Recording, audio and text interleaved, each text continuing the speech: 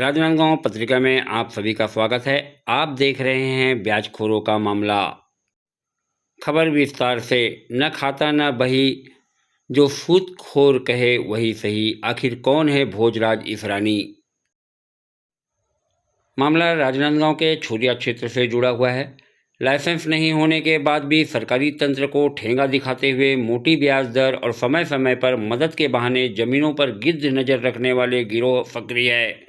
जहां शहर के सूदखोर ग्रामीण क्षेत्रों में कमीशन एजेंट के भरोसे दूसरे का ऋण पुस्तिका रखकर ब्याज का काम कर रहे हैं और वहीं बेईमानी का खेल को भी अंजाम दे रहे हैं। मतलब सीधा और साफ है।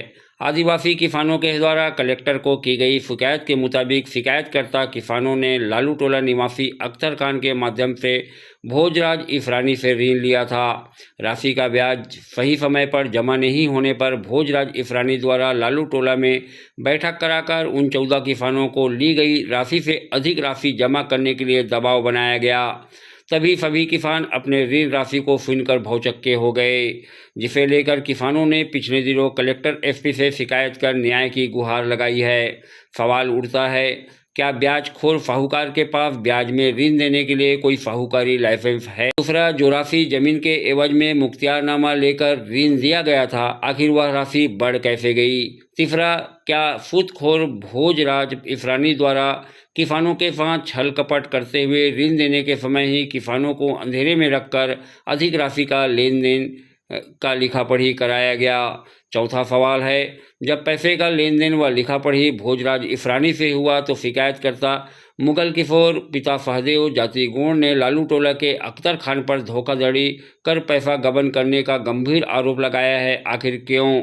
पीड़ित ने अपने ससुर रामनाथ पिता बिफाहू जाति गोंड के साथ अख्तर खान निवासी लालू टोला द्वारा धोखाधड़ी कर अधिक रकम निकाल लिए जाने का मामला बताया है।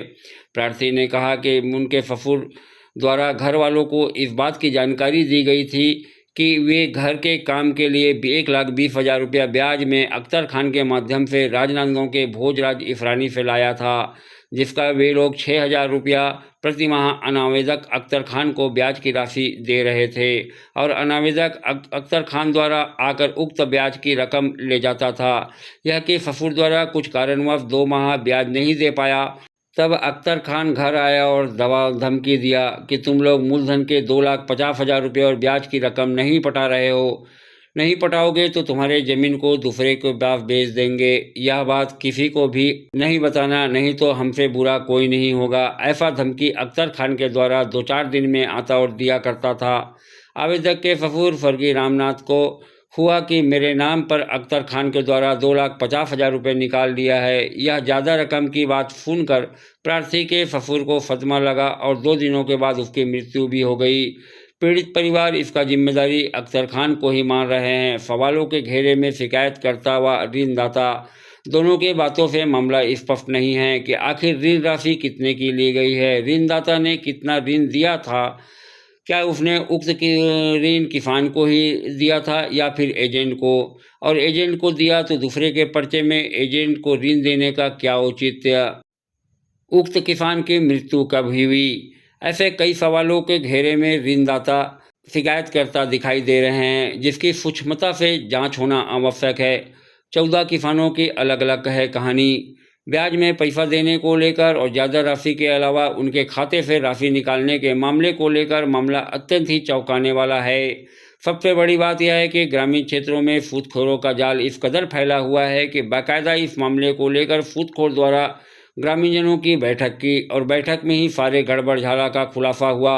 छुरिया के किसानों पर जो आफत अभी नजर आ रही है, सूत्रों से मिली जानकारी के मुताबिक उक्त मामला राजनांदगांव के कई बड़े व्यापारियों से जुड़े हुए हैं।